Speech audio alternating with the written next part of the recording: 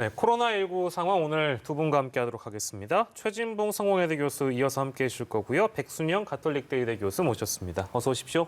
안녕하세요. 네, 현 상황부터 좀 짚고 본격적인 이야기 나눠볼 텐데요.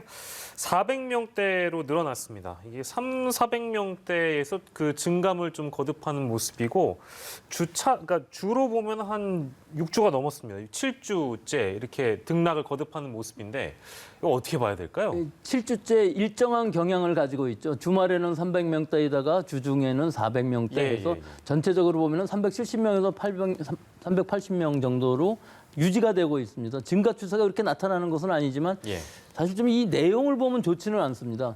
수도권이 거의 80%를 계속 차지하고 있고요.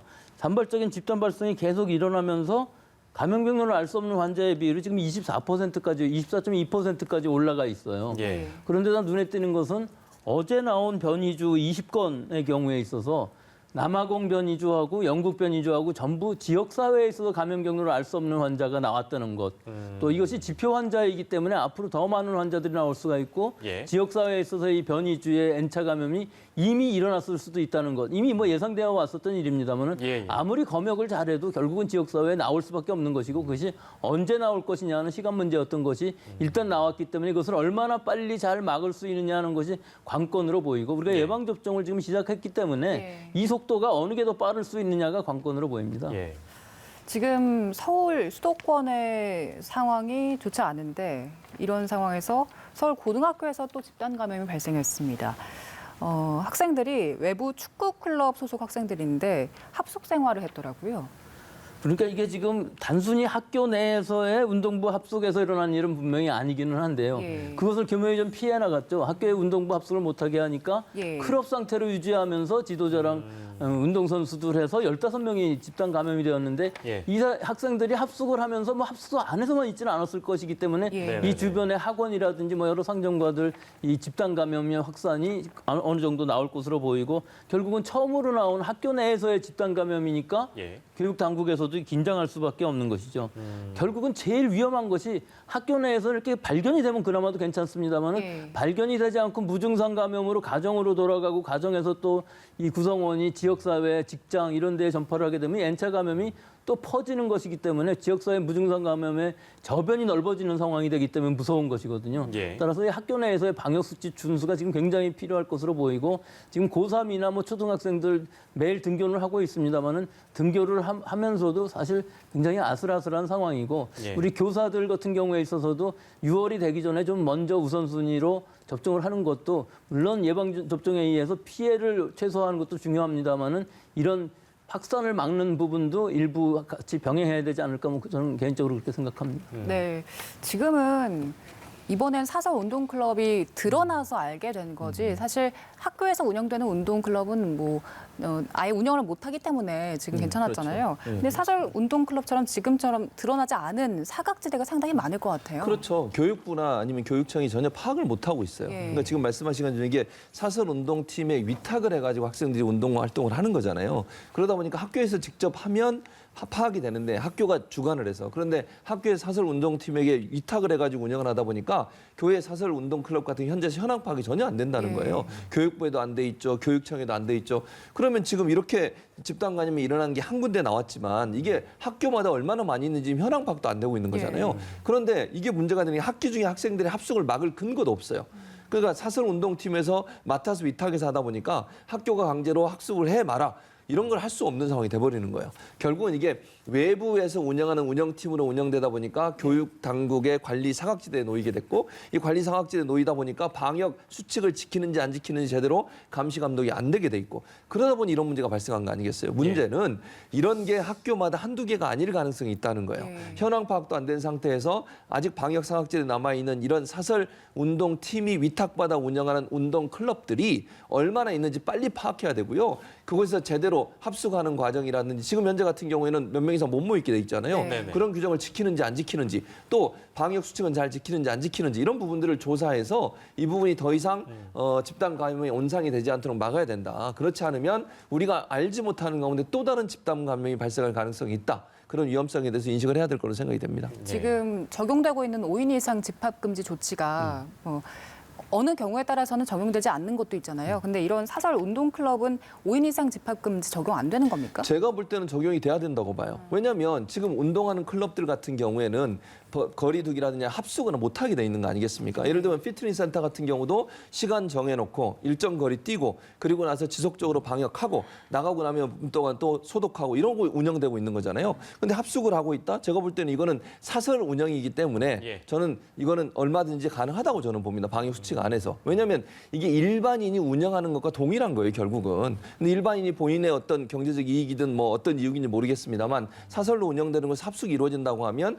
방역 수칙에 어긋나는 행동을 할 수 있다고 저는 보기 때문에 저는 방역 당국 이분을 조사를 들어가서 예. 문제가 있는 부분에서 만약에 위반이 있다거나 아니면 감염법 위반법에 어긋나는 부분이 있다고 하면 거기에 대한 조치도 취해야 될 필요가 있다 이렇게 생각을 합니다. 네, 교내 사설 클럽 당국이 좀 빨리 다 파악하길 바라고요. 울산 목욕탕 사례에 좀 집중해 보겠습니다. 여기 지금 집단 감염이 발생해서 비상에 걸렸는데 당국이 파악하기로는 접촉자가 500여 명이 넘는다면서요. 예, 이게 지금 500명의 문제가 사실은 아니고 이게 예. 단순한 집단 감염으로 보이지 않는다는 문제가 굉장히 커 보입니다. 지표 환자의 전파력이 굉장히 강한 것으로 보여서 결국은 이 주변인들 전부 유전자 검사를 하는 상황이 되었고요. 네. 이 500명들이 과연 얼마나 전파가 되느냐에 따라서 즉 이 건물 안에서의 전파가 집단 감염으로 연쇄 감염이 나타나느냐에 따라서 우리가 지금 우려하고 있는 변이 바이러스가 집단 감염으로 감염원을 알 수 없는 상태에서 지역사회에 퍼지는 일이 벌써 일어났다는 것을 알 수 있는 상황이 될 수가 있기 때문에 네. 이게 굉장히 초점을 받고 있는 상황이 될 수가 있는 것이고요. 예. 이게 지금 울산뿐만 아니라 부산에서부터 시작한 부분들이 분명히 있는 것도 또 있어갖고서 어떤 관련성이 있는지 그 부분은 아직 확실하게 되어 있지는 않습니다만은 변이주라는 것이 그만큼 무섭고 확산세가 굉장히 빠르기 때문에 우리가 예전에 뭐 엘리베이터 안에서 걸렸니 안 걸렸니 예, 하는 예. 얘기를 계속 했습니다만은 예. 이 변이주인 경우에 있어서는 그거보다 더 강력하게 감염될 가능성이 있기 때문에 건물을 같이 썼다는 거 하나만으로 뭐 골프 연습장이라든지 여러 그 종류의 영업장들에서 공통적인 접점들이 분명히 있을 것이니까 예. 이 부분은